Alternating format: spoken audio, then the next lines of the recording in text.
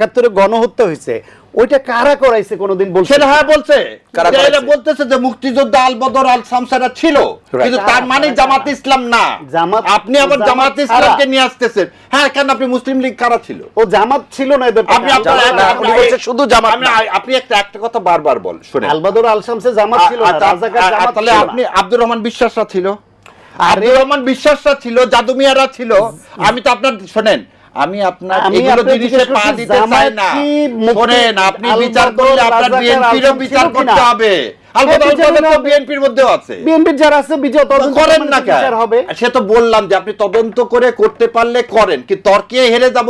আপনি দাড়ি টুপি পাইলেন কোথায়? আল বদর আপনি অন্য ধর্ম, না, আপনি ওই জায়গায় যান না। ধর্মের দিকে তো আমি যাইনি। আর আপনি তো বিএনপি গতদিন যেটা করলেন, দাড়ি টুপি দিয়ে করলেন কাল আল বদর। আপনি তো অন্যদিকে জামাতকে ভিক্টিমাইজ করতে চান।